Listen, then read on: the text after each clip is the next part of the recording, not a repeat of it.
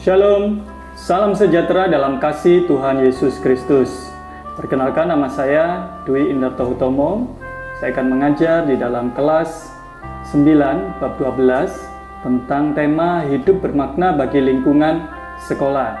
Mari sebelum jauh kita akan belajar bersama ini, kita berdoa terlebih dahulu. Mari kita berdoa. Bapa di dalam sorga, terima kasih, kami bersyukur Tuhan sudah memimpin menyertai kami di dalam kehidupan kami. Kami bersyukur dalam perjalanan langkah kami Tuhan tidak pernah berhenti. Kasih sayang dan berkat-Mu. Dalam senang dan sedih Engkau selalu ada Tuhan. Pengharapan akan masa depan kami ada dalam tangan-Mu. Khawatir kami pun redup, karena sinar-Mu selalu menuntun. Hikmat-Mu selalu kami dambakan, agar bijak dalam menuntut ilmu. Terima kasih Tuhan, berkati pembelajaran kami pada hari ini. Biarlah Roh Kudus memimpin, memberikan pencerahan kepada kami sehingga kami dapat mengerti firman-Mu dan melakukan firman ini di dalam kehidupan kami. Di dalam nama Tuhan Yesus Kristus kami sudah berdoa dan mengucapkan syukur. Amin. Kita akan memujikan sebuah lagu ya dari Kidung Jemaat 424. Kita nyanyikan ketiga baitnya. Ya, judul lagu ini Yesus menginginkan daku. Ya, 3 baitnya kita akan nyanyikan bersama-sama. Bagi yang sudah tahu lagunya, ayo sama-sama di rumah kita menyanyi, atau di sekolah kalian bisa bernyanyi dengan riang dan gembira. Yesus menginginkan daku.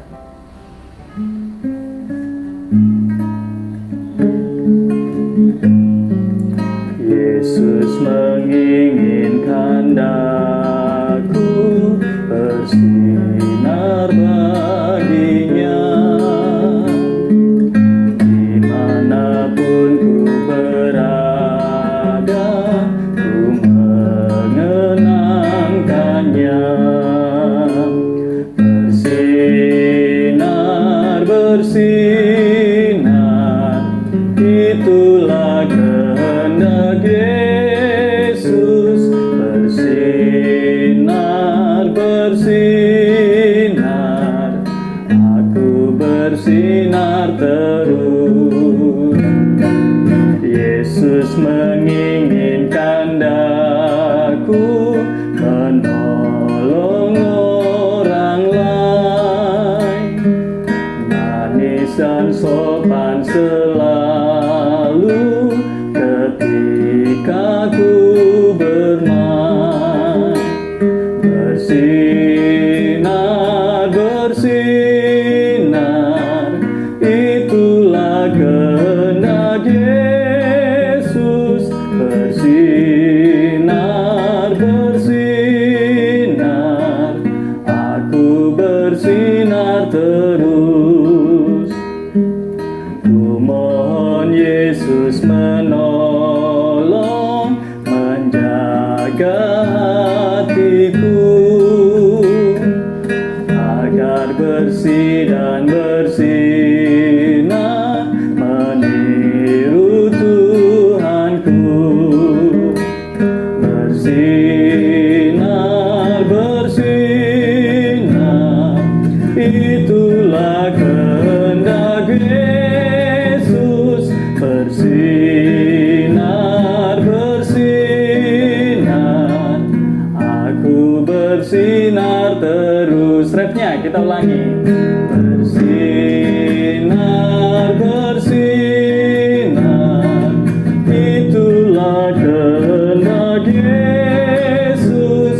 Bersinar, bersinar, aku bersinar terus. Ya. Pujian lagu yang mengajari kita tentang bagaimana hidup kita harus sesuai dan berpadanan dengan teladan Yesus, yaitu apa? Bagaimana kita hidup untuk bermakna, supaya kita hidup dapat menjadi berkat ya bagi sesama kita, dan itu semua sesuai dengan kehendak Tuhan. Ya, kita coba ya membaca Alkitab dari Mazmur pasal 119 atau nomor 119 ayat yang ke-9. Saya akan membaca, kalian mempersiapkan Alkitabnya, ya, membuka Alkitabnya. Saya akan membacakan ayat ini, Mazmur nomor 119 ayat 9. Di Perjanjian Lama, saya akan bacakan. Dengan apakah seorang muda mempertahankan kelakuannya bersih, dengan menjaganya sesuai dengan firman-Mu. Ya, di dalam Perjanjian Baru kita juga akan membaca 1 Petrus pasal yang ketiga. 1 Petrus pasal yang ketiga ayat yang ke-10 sampai 12. 1 Petrus pasal 3 ayat 10 sampai 12. Demikian firman Tuhan, siapa yang mau mencintai hidup dan mau melihat hari-hari baik, ia harus menjaga lidahnya terhadap yang jahat dan bibirnya terhadap ucapan-ucapan yang menipu. Ia harus menjauhi yang jahat dan melakukan yang baik. Ia harus mencari perdamaian dan berusaha mendapatkannya. Sebab mata Tuhan tertuju kepada orang-orang benar dan telinganya kepada permohonan mereka yang minta tolong. Tetapi wajah Tuhan menentang orang-orang yang berbuat jahat. Nah, kita akan memasuki kegiatan yang pertama, yaitu curah pendapat. Perhatikan tulisan berikut ini. Sewaktu Tony, seorang siswa SMP berusia 15 tahun, ditanya tentang makna hidup, ia menjawab, "Bersenang-senanglah selagi kamu masih hidup." Nah, Susi lain lagi pendapatnya. Sejujurnya, saya yakin bahwa makna hidup kita bergantung pada kita sendiri. Nah, pernahkah kamu bertanya-tanya tentang makna hidup? Apakah hanya ada satu tujuan hidup untuk semua orang? Atau jangan-jangan Susi yang benar, bahwa hidup itu sebenarnya bergantung pada kita sendiri? Tidak menjadi soal seberapa canggihnya teknologi yang dicapai masyarakat. Ada sesuatu dalam diri kita yang mendambakan makna hidup. Pada suatu saat dalam hidup kita, kebanyakan dari kita bertanya-tanya, untuk apa saya dilahirkan di dunia ini? Nah, dari sini kita akan curah pendapat tadi, apa yang kamu pahami tentang makna hidup? Lalu yang kedua, apa hidupmu sudah bermakna? Ketiga, ceritakanlah pengalamanmu tentang hidup yang bermakna. Lalu berikan contoh, ya, itu kalian bisa kerjakan ya, tentang makna hidupmu seperti yang dua temanmu yang sudah sharing tadi. Pengantar, memaknai arti kehidupan termasuk sebagaimana remaja memaknai hidupnya sangatlah berarti untuk kita semua, agar lebih mensyukuri berkat yang telah diberikan Tuhan kepada kita. Makna adalah pemahaman tertentu yang kita ciptakan terhadap diri sendiri, orang lain, dan kehidupan. Sedangkan arti kehidupan adalah hal atau cara yang berhubungan dengan hidup, sehingga pemaknaan atas kehidupan menyangkut pemahaman yang kita ciptakan sendiri atas hidup. Pemaknaan terhadap kehidupan hanya dapat dilakukan secara baik dan benar apabila dalam proses pemaknaan tidak dilakukan secara parsial atau sebagian-sebagian. Banyak cara tersedia untuk mencapai hidup yang lebih bermakna. Tentu saja makna itu tidak diciptakan oleh kehidupan atau lingkungan. Kitalah yang diberi hak untuk menciptakan makna atas kehidupan. Karena kita yang menciptakan, maka sifatnya berupa pilihan. Kehidupanmu sebagai remaja diharapkan bermakna bagi lingkungan. Kehidupan bermakna di dalam Tuhan adalah kehidupan yang dinamis, progresif, dan konstruktif. Dasarnya adalah firman Tuhan, berpikir positif, bersikap, dan bertindak positif. Kehidupanmu akan lebih bermakna apabila kamu sanggup berpedoman pada dasar hidup yang positif dan mencerahkan. Memaknai tugas-tugas seperti tugas-tugas di sekolah perlu dianggap sebagai tantangan akan lebih positif ketimbang kamu memaknainya sebagai tekanan. Dalam lingkungan sekolah, memaknai kegagalan bukan semata-mata sebagai kehancuran, tetapi lebih sebagai suatu gerbang kesuksesan yang tertunda. Memaknai kritikan bukan sebagai keburukan, tetapi sebagai lecutan yang menyemangatkan jiwa. Seperti ketika kita memandang gelas yang berisi setengah airnya, bukan gelas yang kosong setengah. Kehidupan akan lebih bermakna ketika kamu mampu memaknai setiap kehidupan secara lebih positif. Yang B, pentingnya makna hidup bagi manusia. Berikut ada tokoh pelopor perkembangan teori makna hidup yang sangat terkenal. Dia adalah Viktor Emil Frankl. Viktor Emil Frankl lahir di Austria tahun 1905 dan meninggal pada tahun 1997. Pada tahun 1943, ia dengan istrinya serta orang tuanya ditangkap oleh pemerintah Nazi Jerman dan dimasukkan ke dalam kamp konsentrasi. Hidup mereka sangat berat dan penuh penderitaan. Mereka berpindah-pindah dari satu kamp ke kamp konsentrasi yang lain. Di kamp konsentrasi, dia dipisahkan dari istri dan kedua orang tuanya. Istri dan kedua orang tuanya kemudian dibunuh. Hanya saudara perempuannya yang selamat. Meskipun ia sangat menderita dan menyaksikan penderitaan begitu banyak orang di sekitarnya, ia berhasil merefleksikan hidupnya dan menyimpulkan bahwa bahkan dalam situasi yang paling sengsara, menyiksa dan tidak manusiawi sekalipun, kehidupan dapat bermakna. Kesimpulan ini pada akhirnya dikembangkan menjadi pendekatan logoterapi untuk menolong orang lain. Logoterapi berasal dari kata logos, bahasa Yunani, yang berarti makna dan juga rohani atau spiritualitas. Sedangkan terapi adalah suatu penyembuhan atau pengobatan. Logoterapi adalah suatu pertolongan yang mengakui adanya dimensi spiritual pada manusia, di samping dimensi ragawi dan kejiwaan. Logoterapi berpandangan bahwa makna hidup dan hasrat untuk hidup bermakna merupakan motivasi utama manusia guna mencapai suatu taraf kehidupan bermakna yang diinginkannya. Konsep logoterapi. Ketiga asas di atas tercakup dalam konsep logoterapi mengenai eksistensi manusia dan makna hidup dijelaskan sebagai berikut. A. Dalam setiap keadaan, termasuk dalam penderitaan sekalipun, kehidupan ini selalu mempunyai makna. B. Kehendak untuk hidup bermakna merupakan motivasi utama setiap orang. C. Dalam batas-batas tertentu manusia memiliki kebebasan dan tanggung jawab pribadi untuk memilih, menentukan, dan memenuhi makna serta tujuan hidupnya. D. Hidup bermakna diperoleh dengan jalan merealisasikan 3 nilai kehidupan, yaitu nilai kreatif, nilai penghayatan, dan nilai bersikap. Dalam Man's Search of Meaning, Frank mengatakan, tidak terlalu penting apa yang kita harapkan dari kehidupan. Akan tetapi, yang penting ialah apa yang diharapkan oleh kehidupan dari kita. Kita harus berhenti bertanya, apakah makna kehidupan? Dan sebaliknya, memikirkan diri kita sendiri sebagai pihak yang ditanyai oleh kehidupan setiap hari dan setiap jam. Jawaban kita bukanlah lewat kata-kata dan meditasi, melainkan dalam tindakan dan perilaku yang tepat. Kehidupan pada akhirnya berarti memikul tanggung jawab untuk menemukan jawaban yang tepat bagi masalah-masalahnya dan memenuhi tugas-tugas yang terus-menerus diberikan kepada setiap pribadi.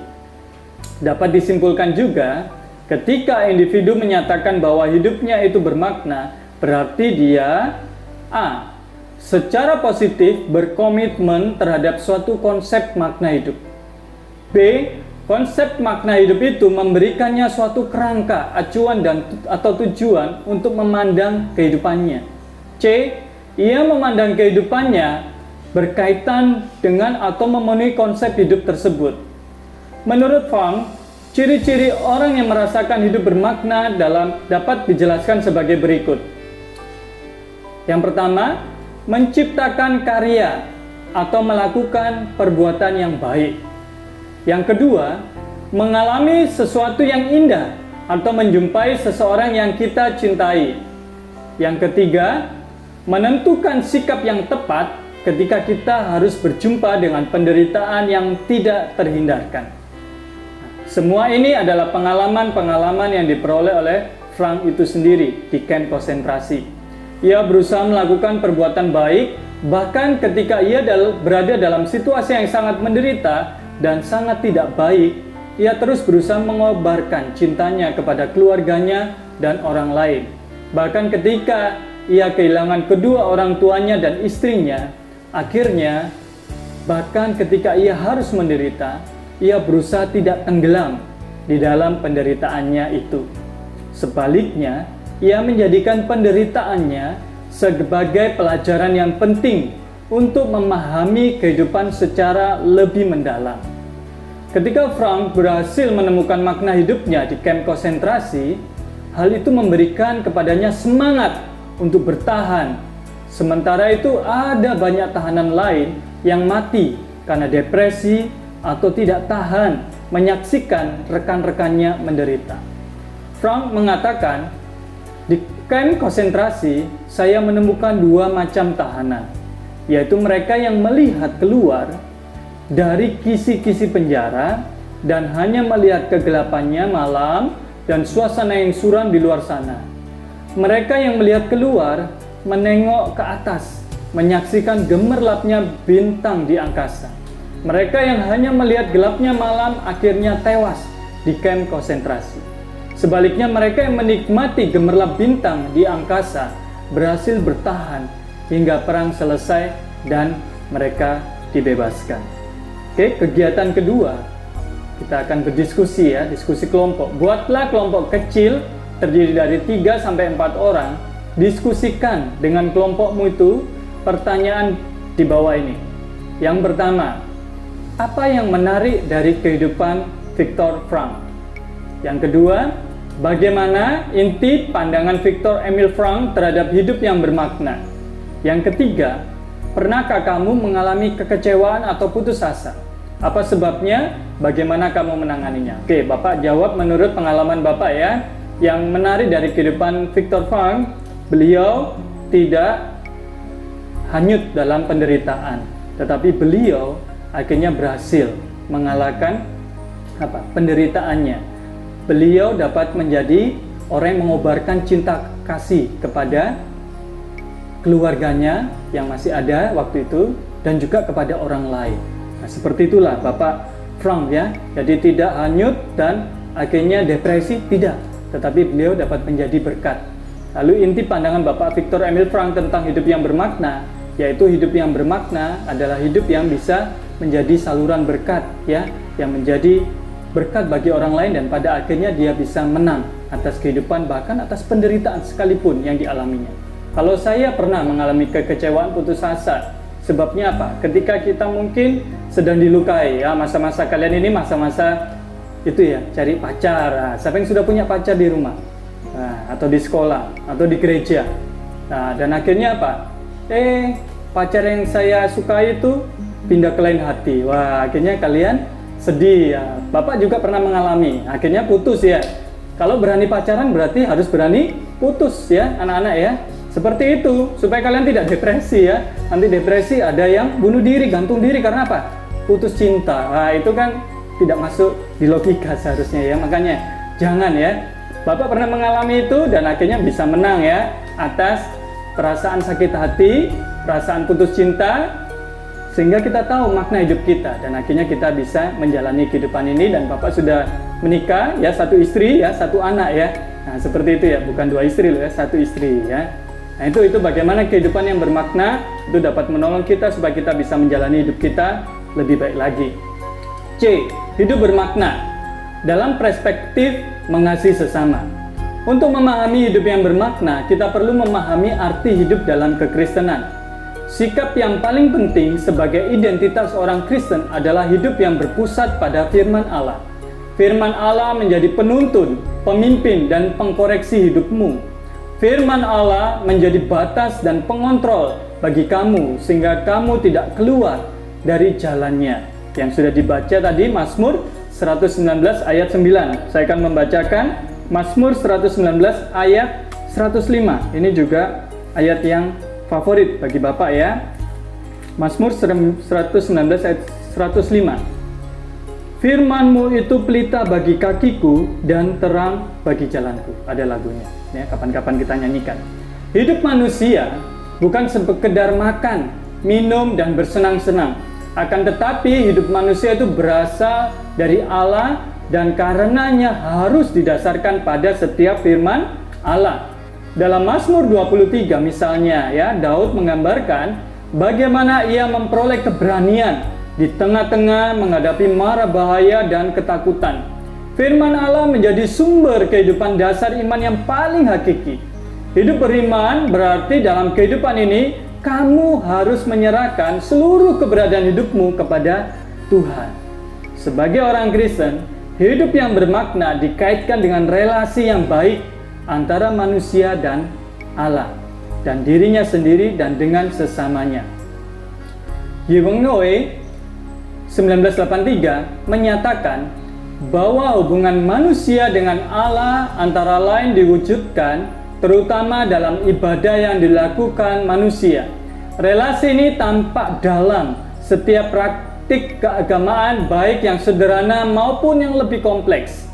Ibadah atau ritual tidak boleh dijalankan sekedar sebagai ritualisme, sebagai kegiatan hampa yang tidak bermakna. Sebaliknya, lewat ibadah, mestinya kita diingatkan terus-menerus akan hubungan yang harus dipelihara dengan Allah dan sesama kita. Hubungan yang baik dengan Allah saja tidak cukup.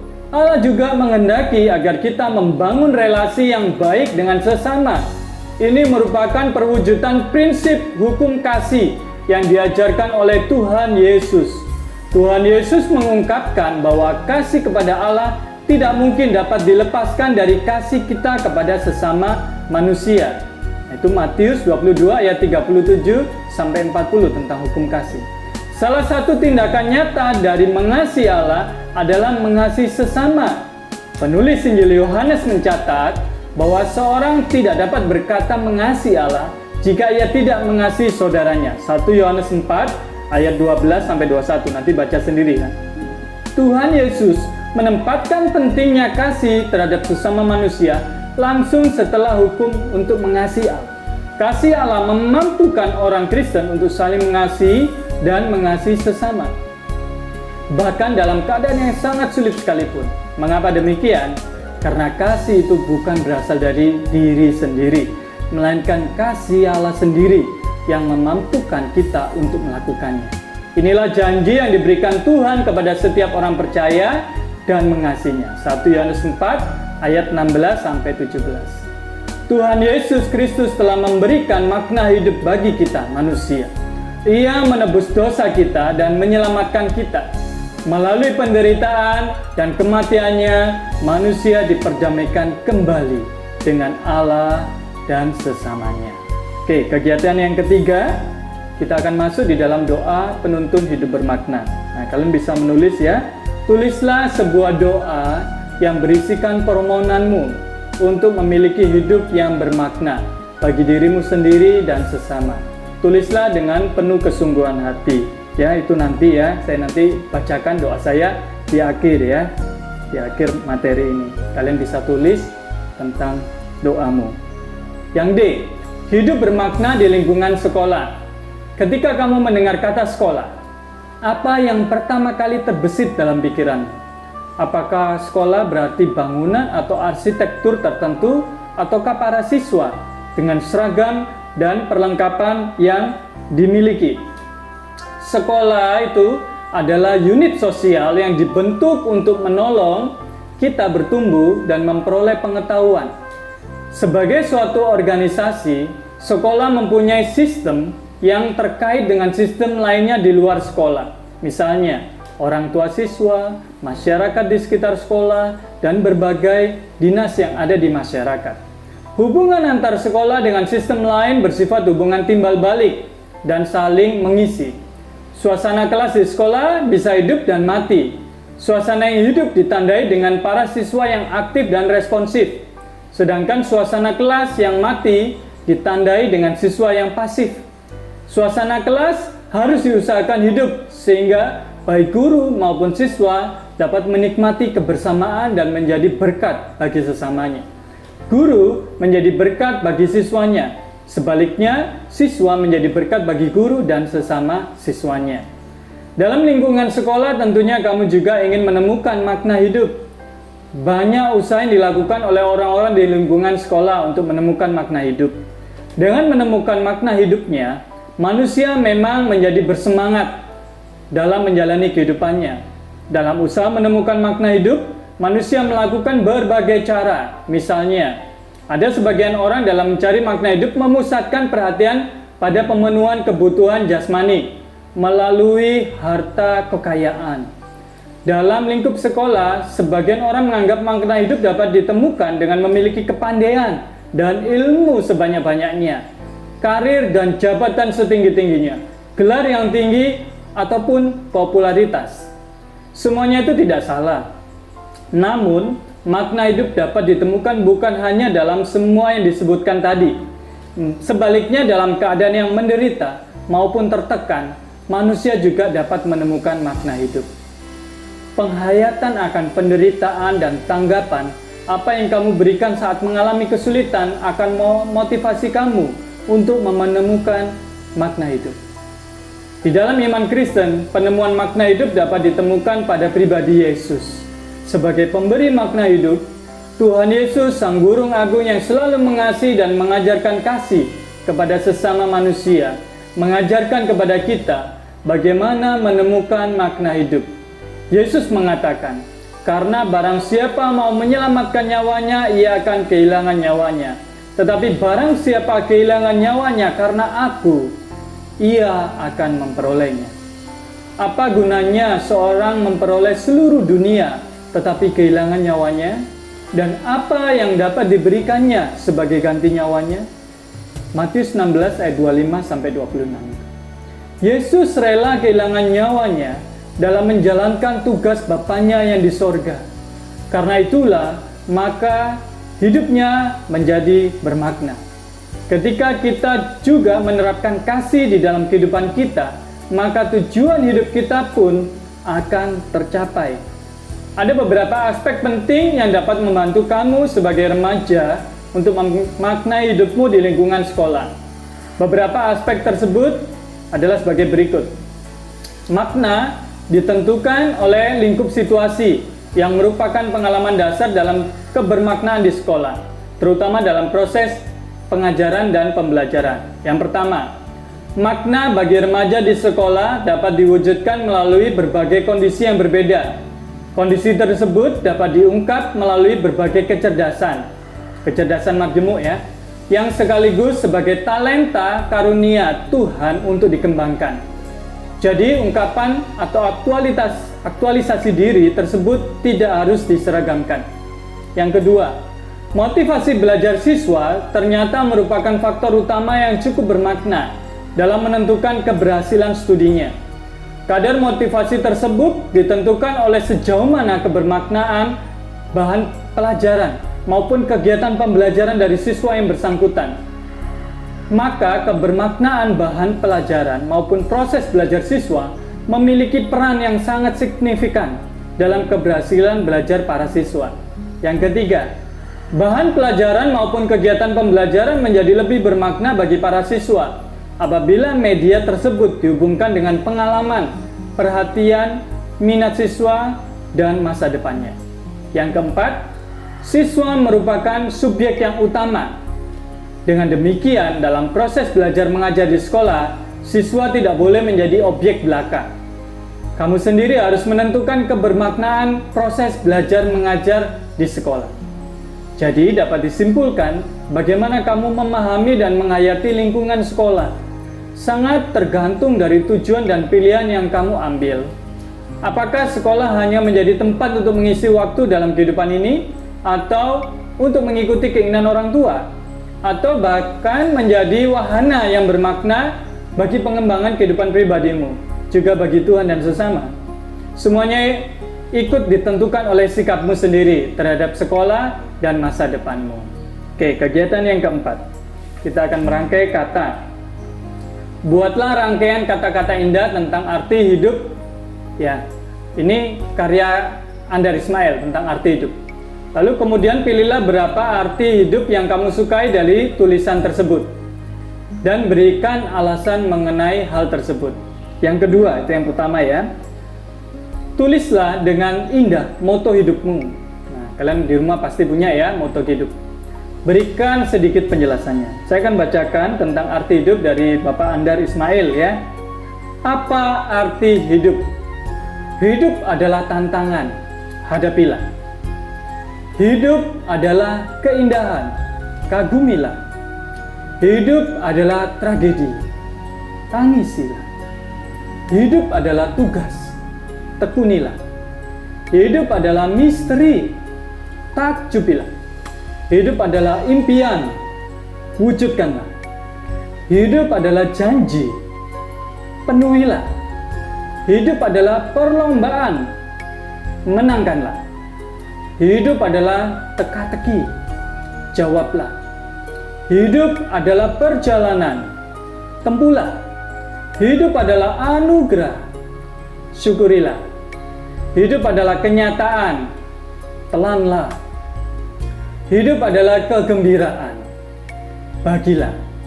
Hidup adalah petualangan, lakonilah. Hidup adalah kesempatan, manfaatkanlah. Hidup adalah pemberian, hargailah. Hidup adalah cinta, terimalah dan berilah. Hidup adalah perjuangan, tuntaskanlah. Hidup adalah penderitaan, tanggunglah. Hidup adalah dambaan, raihlah. Hidup adalah. Nah, kalian bisa pilih ya tentang salah satu ya tentang arti hidup yang kamu sukai dari tulisan itu. Boleh kalian pilih. Lalu moto hidupmu. Seperti saya ya, moto hidup saya waktu saya sekolah dulu ada bahasa Inggris ya, waktu saya dibina sama pelayanan siswa itu student today, leader tomorrow. Ya, penjelasannya apa? Ya, waktu saya menjadi siswa, saya belajar, saya tidak punya cita-cita dulu menjadi seorang guru seperti sekarang ini. Tetapi ketika saya punya makna moto hidup saya seperti itu, student today, leader tomorrow, ternyata Tuhan pakai itu dan akhirnya saya jadi guru ya, jadi pemimpin. Jadi orang yang memimpin siswa, memimpin murid. Nah, maksudnya seperti itu. Itu hidup, itu moto hidupmu. Moto hidup kalian ada banyak ya. Seperti contoh, saya juga di dalam kesenangan akan firman. No Bible, no breakfast. Ya, tidak ada apa? Tidak ada baca Alkitab, ya tidak sarapan pagi. Ya, misalkan itu ya. Jadi paling tidak bangun tidur harus ingat baca firman Tuhan dulu. Nah, supaya kita terisi dengan hal-hal yang rohani. Itu sangat baik. Nah, boleh kalian tulis moto kehidupanmu dan kalian jelaskan. Nanti bisa kalian presentasi kepada guru dan temanmu di sekolah. Yang E, kita akan masuk di dalam kaitan hidup bermakna dengan iman Kristen. Dalam kehidupan Kristiani, iman Kristen memiliki tempat yang sentral, sekaligus menjadi identitasmu, terutama di tengah orang lain yang memiliki iman yang berbeda dengan kamu. Iman juga berperan sangat penting dalam memaknai hidupmu. Lalu apa artinya iman Kristen? Mengapa kamu perlu belajar mengembangkan iman Kristen? Sejak komunitas Kristen mulai hadir dan bertumbuh, tujuan komunitas adalah untuk membantu menumbuhkan konteks agar iman dapat bertumbuh, dihayati dan ditopang. Bukan berarti apabila kita belajar agama Kristen, maka kita akan memiliki iman. Dalam perspektif Kristiani, kita menerima bahwa pada dasarnya iman berasal dan ditumbuhkan serta dianugerahkan oleh Tuhan sendiri. Tuhan Yesus mengungkapkan mengenai hal ini di dalam Yohanes 15 ayat 16. Bukan kamu yang memilih aku, tetapi akulah yang memilih kamu. Selanjutnya, sesuai dengan hal itu, Rasul Paulus mengungkapkan keyakinan tentang iman Kristen dalam Efesus 2 ayat 8. Sebab kasih karunia kamu diselamatkan oleh iman. Itu bukan hasil usahamu, tetapi pemberian Allah. Itu bukan hasil pekerjaanmu. Jangan ada orang yang memegahkan diri ya. Tuh, lebih lengkap. Jelas bahwa iman adalah karunia dan digerakkan oleh Tuhan, bukan karena usaha maupun kepandaian para pengajar. Memang proses belajar mengajar tidak otomatis dan tidak berarti dapat secara langsung menyebabkan tumbuhnya iman, seperti analogi orang makan obat yang dapat langsung sembuh. Iman adalah pemberian Allah. Iman bertumbuh karena adanya respon atau tanggapan terhadap firman karunia Tuhan. Iman menjadi nyata dan efektif karena karya Roh Kudus dalam hati kehidupan manusia. Meskipun iman itu berasal dari Allah, Tuhan berkenan menggunakan aktivitas belajar mengajar sebagai suatu wahana dinamika di mana iman dapat dikembangkan dan semakin nyata dirasakan serta hidup. Thomas Grom 1990 mengungkapkan bahwa iman memiliki 3 ranah penting, yaitu sebagai suatu keyakinan, sebagai tindakan mempercayai, dan sebagai tindakan atau perbuatan. Iman sebagai keyakinan yang pertama. Di sini iman berada dalam ranah kognitif atau pemikiran. Meskipun demikian, iman tidak boleh direduksi atau dipersempit hanya ranah kognitif, seperti penekanan yang terjadi selama ini dalam proses belajar mengajar. Yang kedua, iman sebagai suatu tindakan mempercayai. Di sini, iman berada dalam ranah afektif, menekankan perasaan, yang mempercayakan dan mempertaruhkan diri kepada Allah dalam diri Tuhan Yesus Kristus. Ungkapan ini dapat terwujud pada adanya sikap hormat, menyerahkan diri, berbakti, setia, mengasihi, dan memuliakan Allah. Yang ketiga, iman sebagai suatu perbuatan.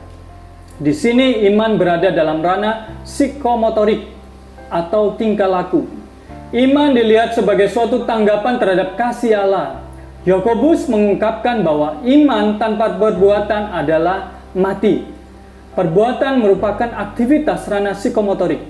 Sesungguhnya kehendak Allah tidak hanya cukup dimengerti atau dirasakan, namun harus dilakukan. Matius 7 ayat 21, nanti kalian baca. Oleh karena itu, kita harus berusaha untuk mengintegrasikan apa yang kita percayai dengan tindakan nyata kita. Misalnya dalam memberlakukan nilai-nilai kasih, keadilan, persekutuan, kejujuran, dan menghargai orang lain. Dari ungkapan di atas, maka jelas bahwa ketiga aspek tersebut merupakan suatu kenyataan yang tidak dapat dipisah-pisah atau dipersempit dengan menekankan satu aspek saja. Apabila iman seperti ini diberlakukan di kehidupan sekolah, maka hidupmu menjadi lebih bermakna. F. Hidup bermakna dan mengembangkan kecerdasan majemuk. Remaja seringkali bosan dan jenuh dengan tugas-tugas dan pelajaran mereka. Ada yang merasa terlalu bodoh dalam mempelajari bahasa asing, sedangkan yang lainnya merasa tidak mampu mengolah pelajaran-pelajaran eksakta yang dianggap terlalu ruwet dan membuat sakit kepala. Yang lainnya lagi merasa pelajaran ilmu-ilmu sosial seperti sejarah, geografi, membosankan. Kata-kata kamu memang bodoh sering membuat dirinya patah semangat. Benarkah saya bodoh? Howard Gardner dari Universitas Harvard tahun 1993 dalam Multiple Intelligence mengemukakan teori tentang kecerdasan yang meninggalkan pemahaman yang tradisional. Selama ini orang beranggapan bahwa kognisi manusia bersifat satu kesatuan dan setiap pribadi adalah makhluk yang memiliki kecerdasan yang dapat dinilai dan diukur secara tunggal. Karena itulah, umumnya program pendidikan hanya dibatasi dalam 2 aspek saja, yaitu kecerdasan bahasa atau linguistik atau kecerdasan matematik. Akibatnya bentuk-bentuk kecerdasan yang lain kurang dihargai. Siswa pun dianggap gagal apabila tidak menunjukkan kecerdasan akademik tradisional. Mereka kurang mendapat penghargaan, sehingga mereka sulit mewujudkan potensi-potensi mereka, dan akibatnya mereka tidak pede, tidak percaya diri. Akhirnya mereka larut di sekolah maupun di lingkungannya. Howard Gardner menemukan bahwa ternyata ada berbagai macam kecerdasan yang dapat diukur dengan kriteria tertentu. Menurut Gardner, kapasitas manusia jauh lebih luas dan tidak hanya bertumpu kepada teori kecerdasan tunggal. Teori Gardner ini menolong kita untuk menghasilkan sistem pendidikan yang lebih bermakna dan terbuka terhadap berbagai kemungkinan bagi pikiran, kemampuan, dan masa depan manusia. Dalam bukunya Frames of Mind, Gardner mengungkapkan teorinya tentang kecerdasan majemuk. Kecerdasan majemuk dapat diidentifikasi menjadi 8 macam, yaitu bahasa, 2, logis atau matematis, 3. Ruang. 4. Tubuh kinestetik ya. 5. Musik. 6. Antar pribadi. 7. Intrapribadi. Dan 8. Naturalis. Kecerdasan majemuk tersebut dapat dijabarkan sebagai berikut. A. Kecerdasan bahasa. Penekanan cara berpikir biasa menggunakan kata-kata. Hal yang disenangi dan berguna untuk proses belajar antara lain membaca, menulis, bercerita, dan permainan kata. B. Kecerdasan logis matematis. Penekanan cara berpikir memberikan alasan. Hal yang disenangi dan berguna untuk proses belajar yaitu bereksperimen, bertanya, membuat kalkulasi, menganalisis, mendalami, dan mengembangkan ilmu yang bersifat matematis. C. Kecerdasan ruang. Cara berpikir menggunakan gambar dan imajinasi. Hal yang disenangi dapat berguna untuk proses belajar, ya, yaitu membuat desain, menggambar, membuat visualisasi, dan hal-hal yang berkaitan dengan kesenian. D. Kecerdasan tubuh kinestetik ya. Kinestetik harusnya ya. Cara berpikir melalui panca indera, hal-hal yang disenangi dan berguna untuk proses belajar antara lain menari, berlari, melompat, membangun sesuatu, olahraga, permainan fisik, pekerjaan tangan, prakarya, serta hal-hal yang berkaitan dengan gerakan tubuh. Kecerdasan musik. Penekanan cara berpikir melalui ritme, melodi. Hal yang disenangi antara lain menyanyi, bersiul, mengetuk dengan tangan dan kaki, mendengarkan, dan memainkan alat musik. F. Kecerdasan antar pribadi. Penekanan cara berpikir melalui ide-ide pribadi maupun ide dari orang lain. Hal-hal yang disenangi antara lain membuat koordinasi, memimpin, pertemuan sosial, dan dinamika kelompok.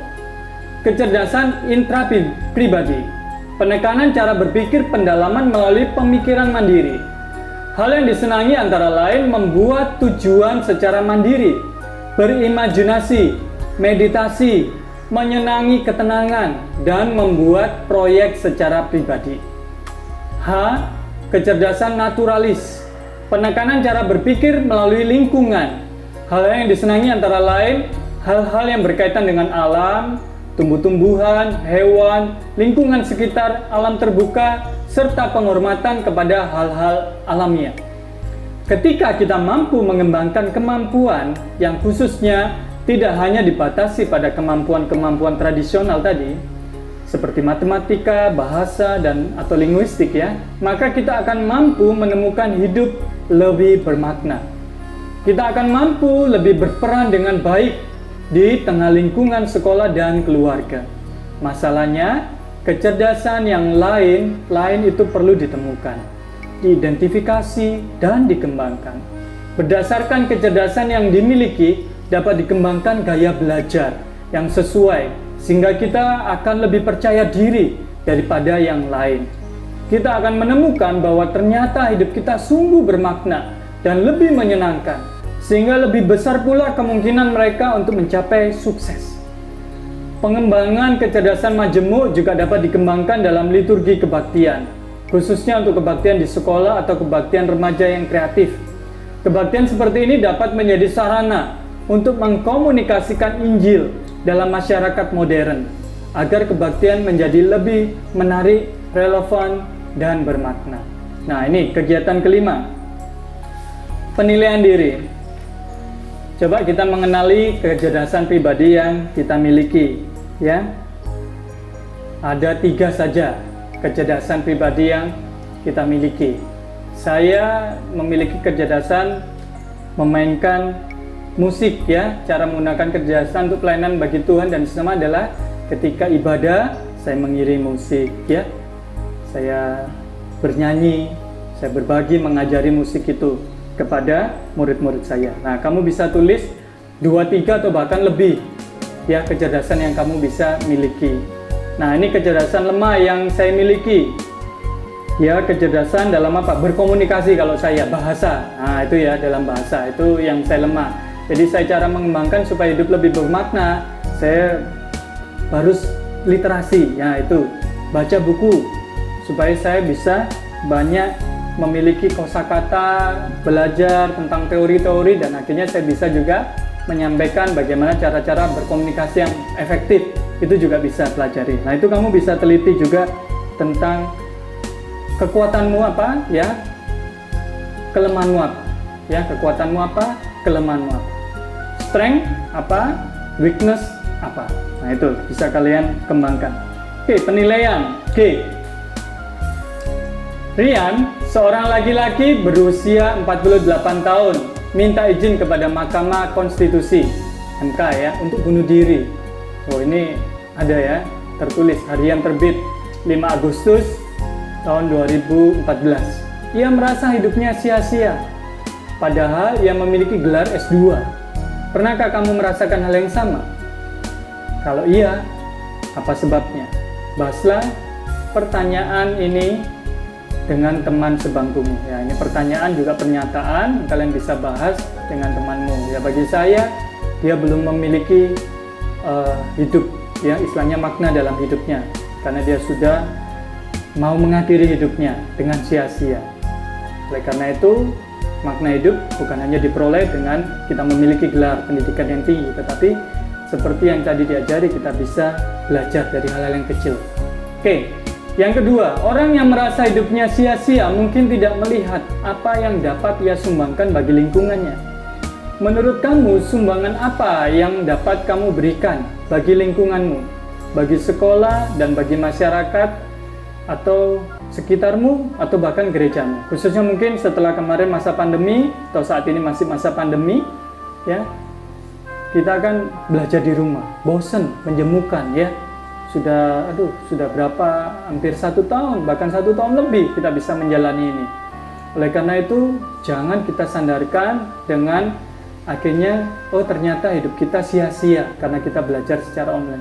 Kita terus belajar, dan akhirnya kita bisa membagikan berkat-berkat pada teman yang mungkin mereka tidak bisa akses internet, atau mereka yang kesulitan belajar, ya kita bisa dapat bagikan bagaimana cara-cara belajar. Kita bisa share link-link yang ada, ya, istilahnya dapat saling berbagi. Itu kalau zaman sekarang, ya, kamu bisa memaknai hidupmu seperti itu. Entah pelajaran apapun yang kamu kuasai bisa kamu sharingkan. Yang ketiga, di sekolah, siswa yang kurang pandai dalam matematika dan sains seringkali dianggap bodoh. Apakah ada anggapan seperti itu juga di kelas kamu? Nah, kalau ada, ya kamu sudah belajar ini tadi, ya, seharusnya itu tidak boleh. Lalu apa? Mengingat hasil penelitian Howard Gardner tentang kecerdasan majemuk, apakah kamu setuju dengan pendapat itu? Nah, mengapa? Nah, kalau kamu masih setuju, ya kamu jadikan pendapatmu. Kalau saya tidak setuju, karena ada 8 kecerdasan yang akhirnya kita bisa tahu bahwa bukan hanya matematika atau sains saja. Orang masih bisa punya kecerdasan-kecerdasan yang lain. Oke, yang keempat, lihat hasil penelitian Gardner. Lalu coba sebutkan kecerdasan yang kamu miliki. Bagaimana kamu dapat mengembangkan kecerdasan-kecerdasan tersebut. Nah, kamu dari 8 itu kamu coba spesifik satu persatu, ya. Tentang kecerdasan apa tadi? Bahasa. Oh ya, saya bisa ini. Misalkan masih lemah, ya kamu bisa kembangkan. Kecerdasan logis, matematis. Nah, itu seperti itu menjadi momoknya kadang-kadang, ya. Pelajaran matematika. Kalian bisa pelajari kekuatannya apa, oke. Kelemahannya kalian bisa tingkatkan. Nah, sama, saya matematika juga lemah. Akhirnya saya belajar menyukai matematika itu. Ya, belajar tetap hitung-hitungan.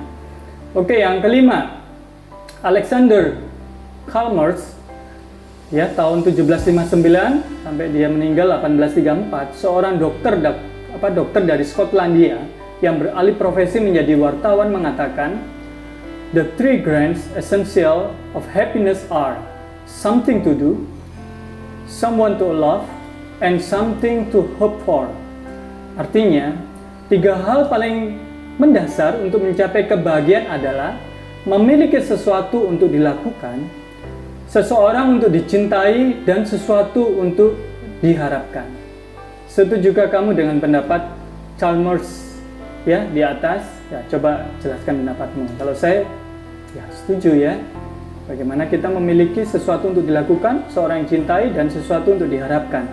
Ya, terlebih lagi kita sudah di dalam Kristus, kita harus apa? Iman Kristen kita harus diwujud nyatakan dalam tindakan-tindakan yang nyata. Oke, sudah ya, untuk kita bahas, nanti kalian bisa pelajari lagi. Kita akan masuk di dalam rangkuman. Setiap orang memiliki makna hidup yang dialami dalam setiap situasi. Makna hidup harus dicari dan ditemukan sendiri oleh orang yang bersangkutan. Apabila hasrat hidup bermakna tersebut terpenuhi, orang yang bersangkutan akan merasakan kehidupannya bermakna. Kehidupan pribadi orang Kristen dapat bermakna ketika hidupnya berjalan dalam firman Allah, hidup berpengharapan, hidup beriman kepada Tuhan, serta menjalani hidup dalam kasih. Ketika kamu dapat menjalani hal-hal tersebut, maka kehidupanmu menjadi bermakna bagi diri sendiri dan sesama dan Tuhan. Hidup akan menjadi lebih bermakna apabila remaja dapat mengenali kecerdasan diri, bakat dan kemampuan, serta mampu mengembangkannya untuk proses belajar. Oke, ada ayat Mas, nanti kamu bisa baca dan hafalkan, lalu sharingkan itu ayat tersebut kepada temanmu. Di dalam Matius pasal 5 ayat 6.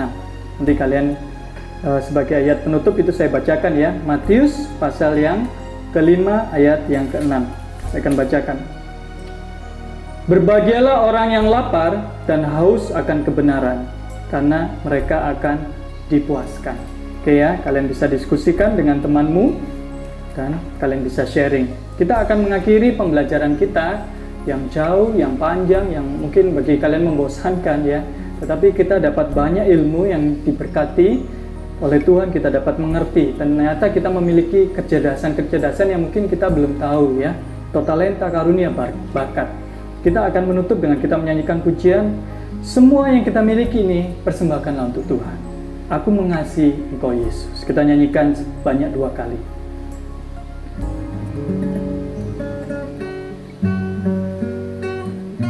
Dengan sikap berdoa, coba kita renungkan pujian ini.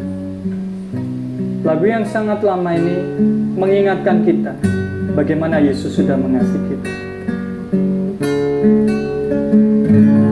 Aku mengasihi Engkau Yesus dengan segenap hatiku. Aku mengasihi Engkau Yesus dengan segenap jiwaku. Katakan lagi, aku mengasihi Engkau Yesus dengan segenap hatiku. Aku mengasihi Engkau Yesus dengan segenap jiwaku. Ku renungkan firman-Mu siang dan malam.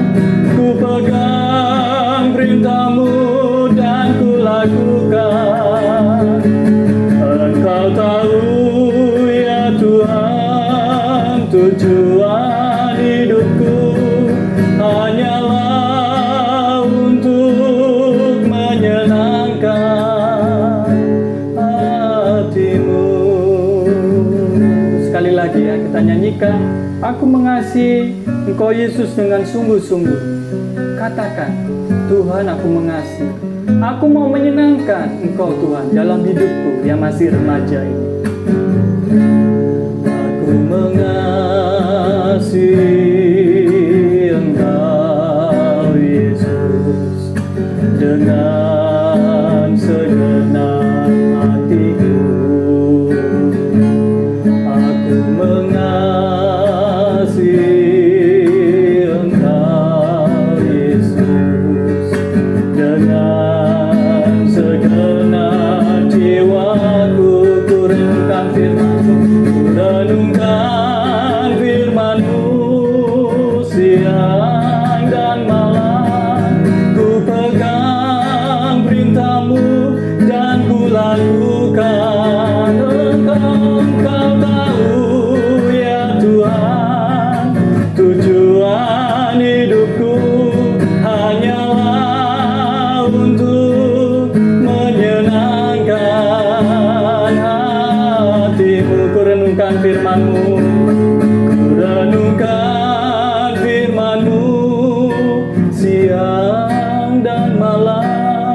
Ku pegang perintah-Mu dan ku lakukan.